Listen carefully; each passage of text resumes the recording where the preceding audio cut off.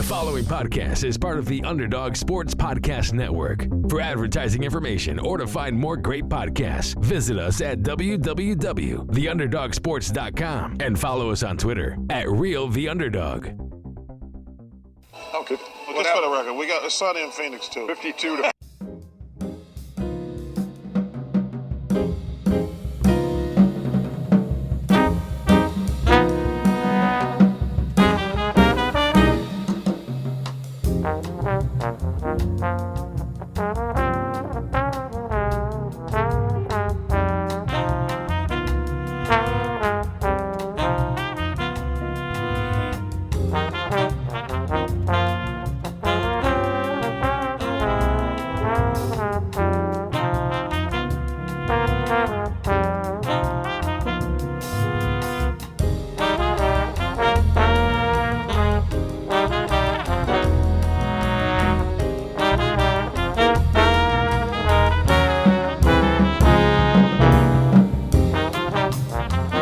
Hello, everyone, and welcome to the Sunny in Phoenix podcast, a weekly podcast where we keep you up to date on everything Phoenix Suns basketball. My name is Charlie Erling, and as always, I'm joined by Mitch Krmpotich. I don't know about you, but I feel good.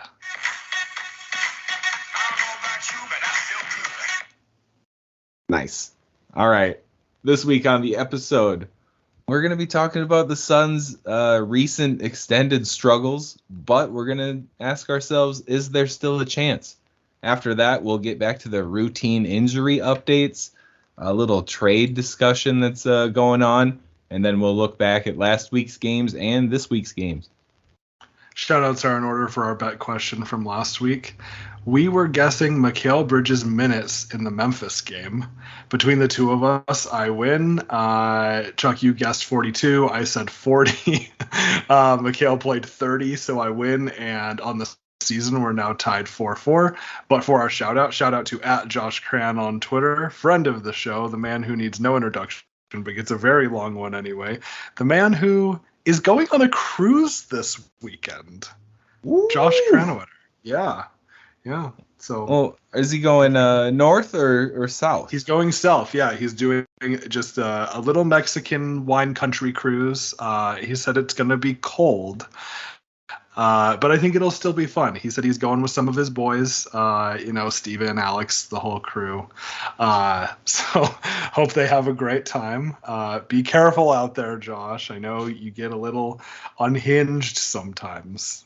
No, he doesn't. I'm kidding. But yeah, he's gonna be. By the time he's listening to this, he may be on the water. Wow. Now I'm just envious of Josh. Have you ever been on a cruise?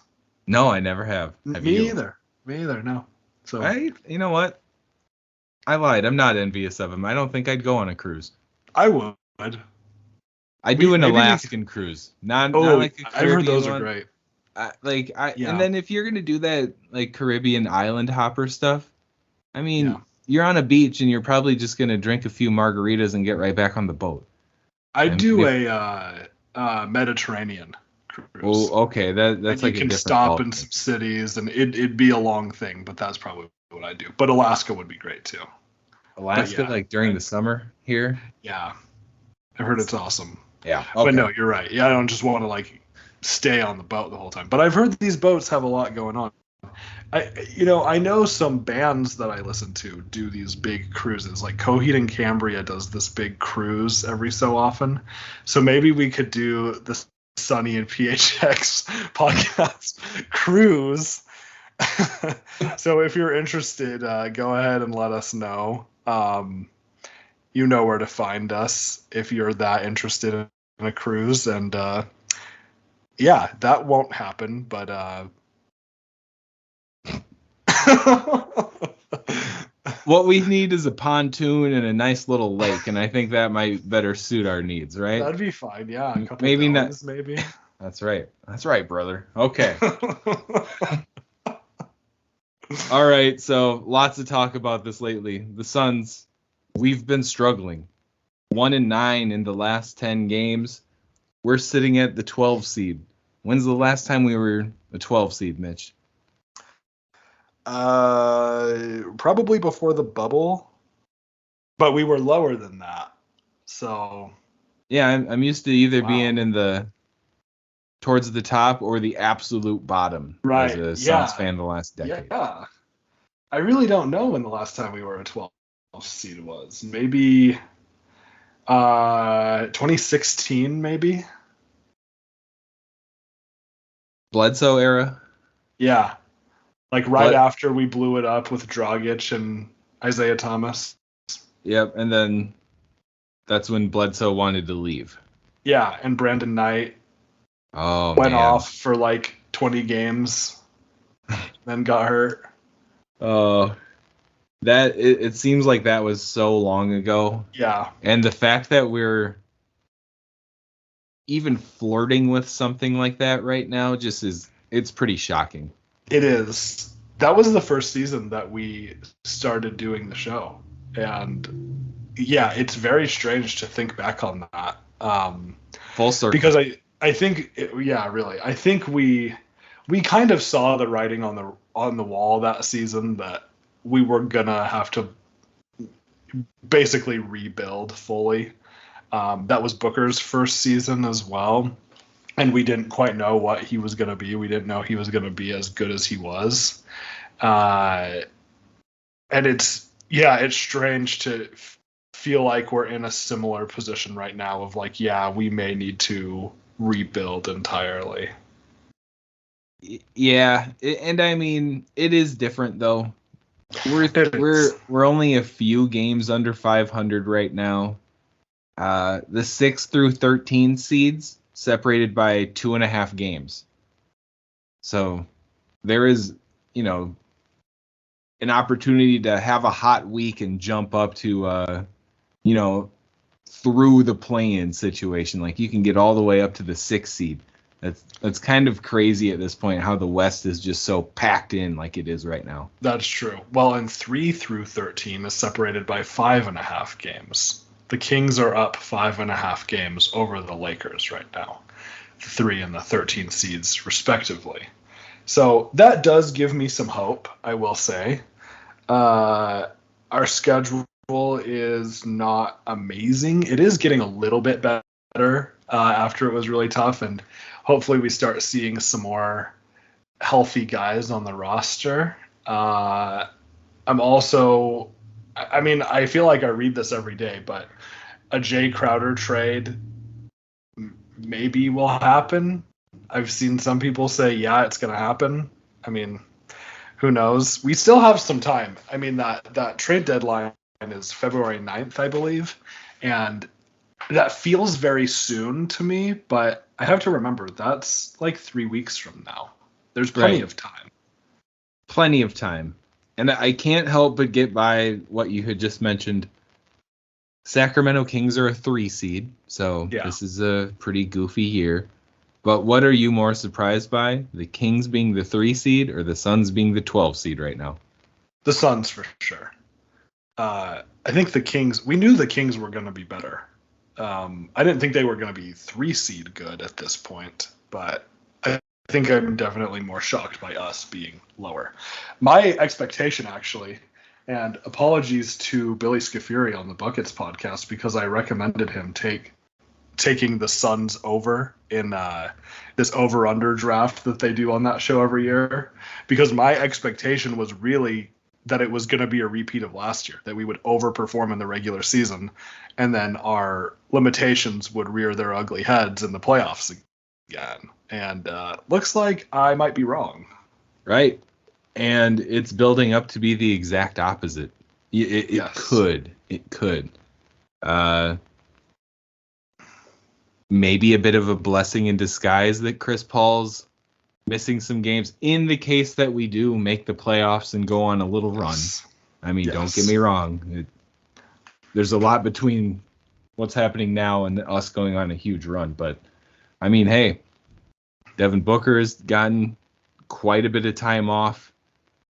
And it's not good time off, but it's something in the long run, I would say. If those guys can come back and be near 100% when they return and play tough through the rest of the season, I mean, hey, I still think there's a chance for us to maybe get home court advantage, I think it'd be somewhat possible for us to get back to a 4 seed if Devin Booker comes back sooner rather than later and plays like the way we expect him to. Yeah. And if Chris Paul can come back and play even somewhat to form, that will help. And I mean, I just hope this is a wake-up call that we need more help at the point guard position. And with the shot creation, we just don't really have many players on the court right now who can create their own shot. Yep, that's 100% true.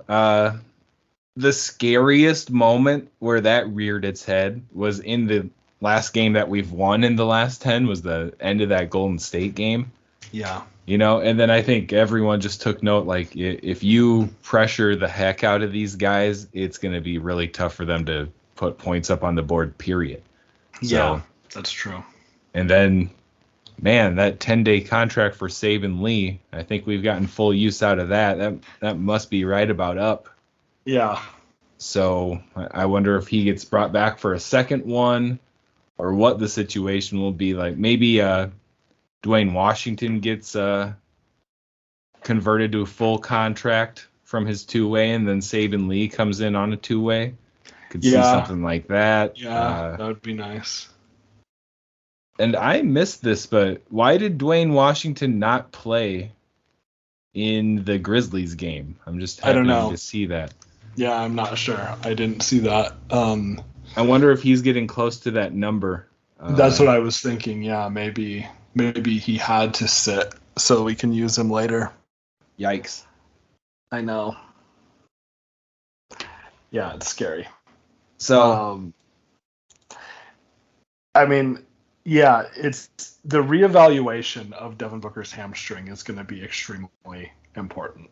And I know that's coming up, and we just have to hope for good news on that, because if we get bad news, if he's going to be out longer, we're just going to continue to slide. And I don't want this separation to get stronger in the conference standings. Right. As nice as it is that Cameron Johnson is going to be back for this game against the Nets, it's still not exactly what we need. He is going to be a huge boost in the scoring department, someone we can rely on to hit open shots as well as do a little bit of the extra work. I mean, he's a great cutter for a guy who's playing the 4, so a lot of things can happen when Cam's on the court, but I'm worried about the team just taking care of the ball, getting it up the court. It's so weird to say for an NBA team that. Right. That's something I'm concerned about. I know it. We have to have the most 8-second violations in the league. Oh, I wonder how many turnovers above the break, if that's even a stat that's counted. I bet we're at the top of that too. Yeah. I wouldn't be surprised if it wasn't counted because it's so rare. Yeah, it's probably counted. They count everything nowadays, but yeah. At the same time, though, we do have the good news of Cam Johnson's return, and we're recording right before the Nets game, so he will be back for that game, which is good. I imagine he won't be playing a ton of minutes, but anything we can get is helpful. You mentioned this beforehand. He's our best scoring option at this point.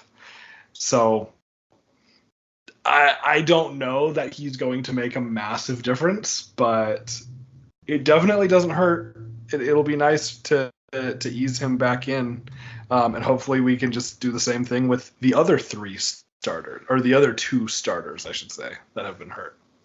Yep, I'm just anxious to see him back on the court because, like I said, we all know what he can do when it comes to scoring, and that's just something we've been missing so much. And I mean, even if everyone else were healthy except Booker, he can almost step into the Booker role as in the primary shooter and scorer. Mm-hmm. I think he can do a pretty solid job of that. I mean, not as your number 1 option through a season or anything, but he's a pure scorer. We're gonna. Yes. It's gonna be really nice to have him back, and he's not terrible on D either. So. Right. So yeah, it will be nice to not have to start Dario anymore. Right. And Dario has actually been okay.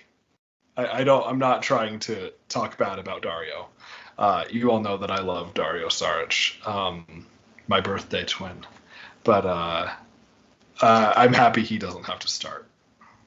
Right. Another nice option to come off the bench, I suppose, will be what Dario will be back to. Or who knows, man? Maybe we could still start Dario and Cam together. Torrey Craig has his moments, but I wouldn't mind seeing either of those options, to tell you the truth.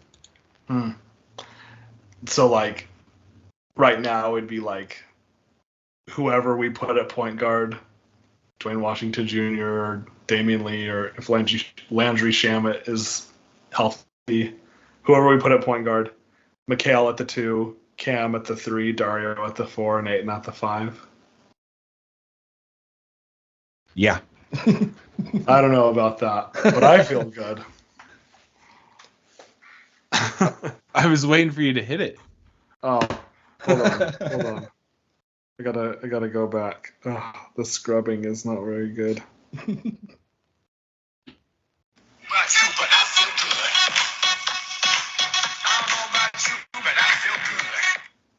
Yeah, we need that on a soundboard. I do. I know. I need to get it over to the soundboard, but I'm not that great with technology. So if anyone knows how I can get this on my soundboard, I use an app called Memes. Okay. Yep, there we go.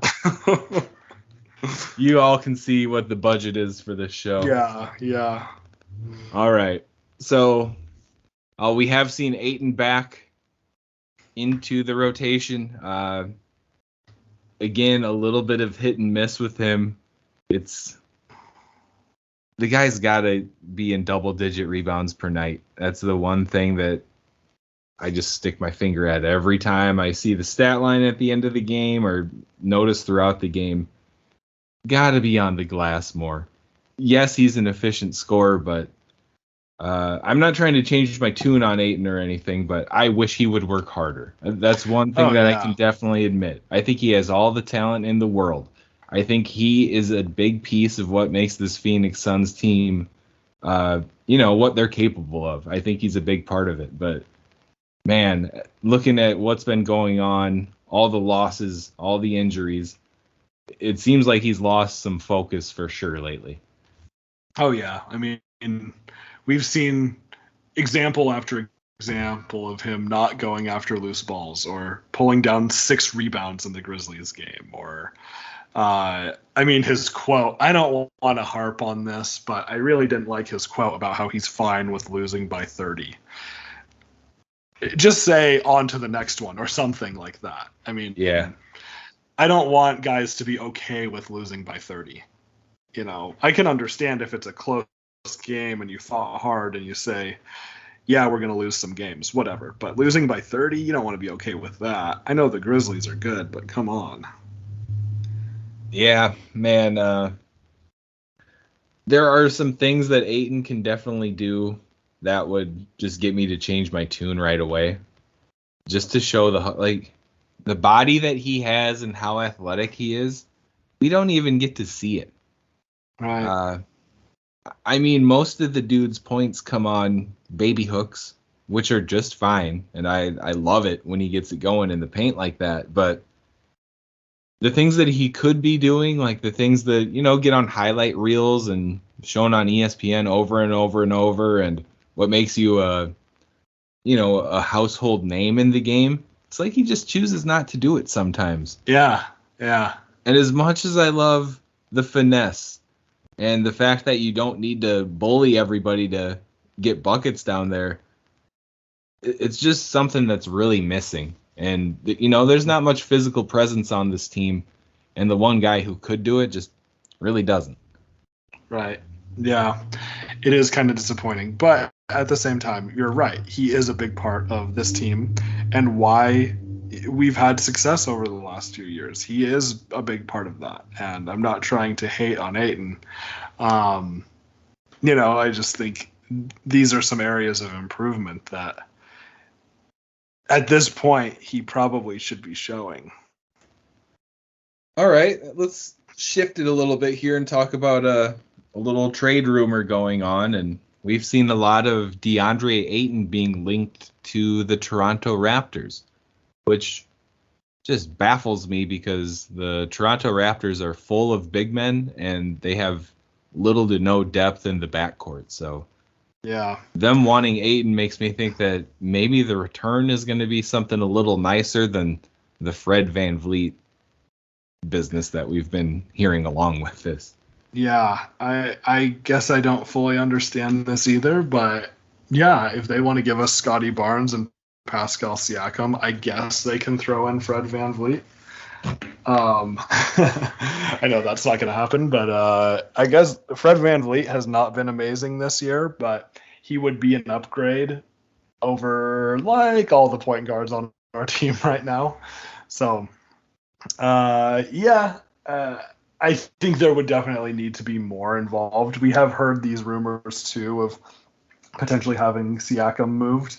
I think Scotty Barnes is probably entirely off limits for Toronto, but yeah, Siakam would be awesome if somehow we could work that out. Yeah, I don't know. When I saw this, I guess I was a little bit hopeful. I guess I like seeing the rumors because it seems to show me that some stuff is happening. Calls are being made at least, and I don't know if I've seen old Gumbo shoot this one down yet. Yeah, I actually haven't either. So, hey, maybe you're onto something. If Gumbo hasn't shut it down, maybe it has a chance. I'm interested to see if old Gumbo is wrong more once Robert Sarver is fully out. That will be we've said for years that Robert Sarver is the source. Right. But I mean, I don't know if that's true. I don't know that we've ever substantiated that, but it might define itself pretty soon here. I'm just gonna say it. Maybe once Sarver's gone, Gumbo will really start freaking out and then really go through a midlife crisis. If we haven't seen the real one already. All right, gotta stop there. Gotta stop. Yeah, no, and let me say, I like Gambo. I think he's pretty good at what he does. I got something. He's holding on to that accent pretty hard, man. Yeah, yeah. I guess it fades a little bit, over the years. I bet my A's and O's and E's probably sound maybe one just came out there when I said, "Oh, I heard it," but I think my Midwestern accent has softened a little bit over the years I've been here, and he's been here longer than I have. And his accent, I bet it's just as thick as the day he moved here still. Well, you'll have to talk to my sister because she's writing her thesis on how language affects brain development. She could probably tell you more. Sure. And I'm not seeing anything here about him shooting this down. So yeah, I guess it's happening, everyone. Maybe it's happening. Maybe he just has absolutely no idea because Sarver's not involved in it. Yeah. I don't know. Yeah, it's getting juicy. Yeah, I don't know though. When it comes to the trade talk, all I want to do is ship out Jay Crowder to hopefully a crummy team, and I hope we get a guy who can be the 8th guy on our bench for him. That's all I want at this point. Just someone who can play a little bit and who's 6'6" or taller. Might want to grab a few boards. Yeah. That's all I really care about. Like, we've heard the McDaniels from Charlotte linked to us. Yeah, I'd do that in a heartbeat right now. Yeah, I'll do it. Let's do it right now. Yeah. Wow. Well, yeah, interesting times we're living in. Yep, I'm ready to see a move be made. It doesn't have to be a crazy one, but get Crowder off the roster. I'll be happy. All right, Yeah. let's move it on real quick. Last week's games, 2 losses since we recorded last. 1 in Minnesota, 1 in Memphis. I was at the Minnesota game, and it was a bummer. I mean, it just felt like there was really no chance. When D'Angelo Russell gets cooking on you, it just does not feel good. But I mean, Anthony Edwards also had a nice game. I just have a couple fun takeaways. Yeah, I want to hear it. Rudy Gobert gets smack talk more than any opposing player in the arena. Like, the fans smack talk Rudy, and it's actually kind of crazy. I don't think I've ever witnessed something like that, the extent of how upset they are with the franchise and Rudy for this whole situation. Pretty wild. Wow. Huh. Okay. Also, Minnesota Nice is very real. I was wearing my Suns gear, and no one said anything to me about the Suns getting smacked, you know? Wow. I would have said a little something to me if I were sitting behind me or something, you know? Just a little like, man, this must be rough or something. No one said a word. It was kind of crazy. Wow. Huh. Well, that's interesting. Yeah, it is just a different demeanor out there. I know we've talked to opposing fans at games before, and usually we're pretty nice, but, you know, we make some little jokes jab. Yeah. Little jabs. There were a handful of times where people maybe took that the wrong way, and it's like, okay, no big deal. Just trying to be, you know, make a little joke. But some people can't take a joke. True. Mm-hmm. But that's nice. I'm glad that it went well. It seems like I'm glad it was closer than the Memphis game too. That is true. That is very true. Yeah. The Grizzlies game, I will say that I was flying home during this, and I was lucky enough that it was on like the free entertainment for American Airlines. So I watched the whole, who was it? Heat and Hawks before that, I think it was. Okay. I napped a little bit through it, so didn't watch the whole thing. But I did catch the first half of the Suns game, and it was pretty solid. You know, it was a solid first half of basketball. And then sadly, in my transport back to the home, I kind of missed the whole second half. And when I got home, I turned the game on, and there was like 2 minutes left, and I just shut it right back off because I wasn't going to dive into that too deep. No. Yeah. I know it. Yeah, I got home, and I went to turn it on. I I had the time wrong, but whatever, it was fine because I was at work anyway. And I got home and went to turn it on, and I looked at the score, and I was like, no. So it's like I always say, if you're not having fun, you don't have to watch it. That's 100% true. We can say that Mikal Bridges, 21 points, 7 assists, pretty solid night. Yeah. It's just tough to get too hyped about anything right now, though, honestly. If, you know, we talked about last week or a couple weeks ago how this was the chance for Bridges and Ayton to really step up to be Booker's running mate as we were, you know, hopefully heading closer to the playoffs, and who can take a little slack off Chris when it comes to being a scorer. I mean, it's been nice seeing Mikal get the spotlight. I'm sure he's taken the most shots per game on the team since Book's been out. So I am happy to see that and see him do it pretty efficiently still. So this is good for Mikal. Maybe this isn't great for Ayton, but I think this definitely has been benefiting Mikal in some ways. Yeah, and I mean, the way I think about it is if he had this game with, you know, everyone else on the team, it would have been awesome. Like, that would have been a huge win. Very true. Yeah. Yeah, and it feels like some of those, you know, the more significant wins that we had over the last couple of years, it was more than likely D-Book and Chris leading the way, but I mean, there was a few nights where Mikal was popping off too, and when your main man on defense is scoring like that, it feels like you're unbeatable. But again, we have a ways to go until we see something like that. Yeah, you're right. No, that's a good point. And there's another game tonight. Yep. Yeah, we're at that point of the season where the All-Star break is going to be benefiting most Suns fans who follow the team closely. Yeah. All right, so we won't talk about the Nets game because as of recording, it's just happening in a couple hours here, so that won't quite line up. But this week, there's a good sign here. We have 4 home games in a row. We're getting Cam back for this Nets game, and hopefully we see his minutes build throughout the week. And you got to think that campaign Chris Paul can't be too far away. We saw some videos of Devin Booker and Chris Paul putting up some shots in practice, so it feels like we're getting closer and closer to having somewhat of a full team. But throughout this week, let's just hope we get one more guy added in. That'd be great. Yes, it would. And we started off with the Pacers on Saturday.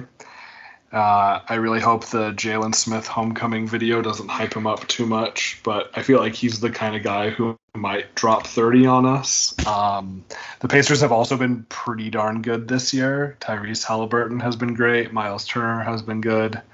The Pacers are no longer an easy win.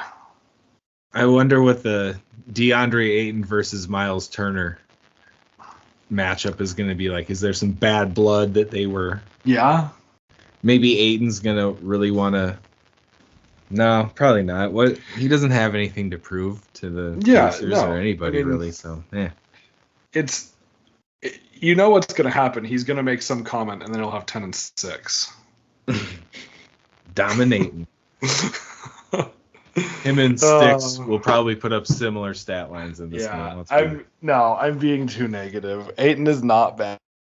He just does that sometimes, and he'll probably have a great game at some point this week and make me eat my words. And you know what's going to happen? Remember at the beginning of the season when he was just media day when he pretty much was just given non-answers and pretty steady. If enough people complain about his comments in this last game, maybe he'll go back to that and then just not say stupid stuff. Yeah, I will say maybe the vibes were off. Like, that's probably a whole segment, but yeah, maybe. No, I hear you. Okay, so we get Memphis again on Sunday. So we get a back-to-back at home. Back-to-backs are so stupid. Even at home, It's just, why do we got to do that? But either way, Memphis will be a battle for sure. Yeah. Second night of a back-to-back. Glad there's no travel, but this is one of the few instances where I disagree with Eddie Johnson because he'll say, oh, they're not tired. They're ready for it. I'm like, no, our guys are going to be tired. Yeah. Chris Paul's going to be tired, and he probably won't even play either of the games. That's true. Yeah, he might be wearing a rolled-up beanie. Yep, the tri-roll beanie. Yeah. He wasn't wearing a beanie in Minnesota, though, right? Well, did I see Chris? I don't think any of the guys were with. Or no, Johnson and Shamet were there. Oh, they were. In the street clothes, but I think I might be off, though. Okay. Either way, I'm pretty sure he wasn't wearing a beanie. But Fair enough. Yeah. All right. Then after those two back-to-back, get a day off Monday. And then Tuesday, we have the Hornets, and that is our best bet question. And, of course, we had to go with Cam Johnson points. I think it's my turn to go first. This is tough because he's probably not going to play a ton. 20, 25 minutes is what we were saying before starting the record. He is our best scorer, I guess, that will be on the court in this game, likely. Can't think of anyone on Charlotte that's like a outstanding defender necessarily. I'll just go 20. Ooh. That's higher than I was thinking. I'm gonna go 14. 40? 14. Okay, fine. All right, let us know on Twitter at Sunny and PHX Pod, how many points you think Cam Johnson will have, or you can email us, sunnyandphxpod@gmail.com, or you can comment on our YouTube video. The channel is Sunny and PHX Podcast, I believe. So yes, all of those ways are ways to enter the bet question, and whoever is closest will get a shout out on the show. And then to cap off next week, or the next week, it will be the Mavericks on Thursday at home. Man, I don't want the same thing to happen that happened last year in the playoffs, especially while we're down and out. Oh, that'd be like if we got smoked by 50 or something. That would hurt so bad. It would. Yeah, I don't feel great about this. I'm sure it's going to be a little ref ball. Yeah, I don't know. I'm not encouraged. Well, yeah, what's going to happen is we're going to throw everybody at Luka. Like, Mikhail will guard him. Torrey will guard him. Okogie will probably guard him. And they'll all nearly foul out. And that'll be about the tune of the game. Yep. But Chris Paul probably won't be guarding him, so that helps. Very true. I mean, I was going to say, unless they can get him to switch on to him, but if he's not playing, that's what I'm saying. Guard. There we go. I highly doubt he will be playing at this point. And yeah, I don't know. If he is ready to go, I'd say maybe the next game. We don't need him to play against Dallas. One more night off. Yeah. Okay, a little bit of a shorter episode, but it's a bit hard to talk about this team right now. I'm not going to lie, and I'm hoping that that's going to change in the near future. So we're going to move to our non-sports section of the show. Our question is, what's a realization you've had recently? All right, so mine happened very recently, as in last weekend, and like I said, I was in Minneapolis seeing my old best friends from high school. We try to see each other, once a year or so, and we had missed a couple, and I said, boys, I'm flying in for the Suns at Timberwolves game. I'll see you then. And it just happened to be the weekend that the Vikings were playing a playoff game too. So we had a pretty fun weekend. As a sports fan, catching a couple pro games, one being a playoff game. That was pretty sweet. But with that, I found out that I am getting old because it took me quite a while to recuperate from the trip. Yes. Yeah, and we had a very nice time, and the airport for me on the way out was a little bit rough, but yeah, it just takes a little bit longer to recuperate from a good time nowadays. Yeah, travel is stressful too. It's well worth it, I think. But yeah, travel. I used to travel a lot more, like back in college and stuff, and then, COVID hit, and even as things got more stable, I just didn't have a ton of reason to travel. But yeah, when I went back to Wyoming last, I was like, ooh, I forgot what it's like to be at an airport and go through security and get on the plane and board, everything like that. Yeah, it can be a stressful process. Yeah, I got in the evening and pretty much could have went to bed the minute I got home, but I made it a little bit. Slept in pretty hard the next day. And I was pretty much worthless the entire day. And I was like, man, I can see why I only do this about once a year nowadays. Yeah. If you've got the travel bug, like someone like our friend Josh, that's great. Good for you. But, I got just about everything I need at home. So, and I've done a lot of traveling over the years too. Yeah. So I don't mind just sticking around home a lot of the We're time. kind of both more like road trip guys nowadays, I think. Nowadays, right? Yeah, I would agree. Yeah. Yeah. I actually am going to be going to LA for this conference at the end of February, and I'll be driving, and I have no issue with that. No big deal. It will be my first trip after having the baby, so that's going to be tough. I have never been away from her for longer than like one day, like when my wife decides to stay with her parents because she's over there and hanging out and it's getting late and she doesn't want to drive. But yeah, never longer than that. So yeah, that is gonna be the biggest deal out of all of it. But anyway, my realization is actually a sad one. I have experienced the harsh reality that cheese is really bad for you. So it's kind of shaken me a little bit. I mean, I always knew it like wasn't the best thing, but I'm like, oh, but it's got, it's protein and it's dairy. It's good. Yeah, there's some good stuff, and that's true. It's not like entirely horrible, but I kind of have realized like I think I might be eating too much cheese, and I have cut back a little bit, and I will say I'm feeling a bit better. So yeah, that's part of getting older as well. But it's sad. I will say it's sad.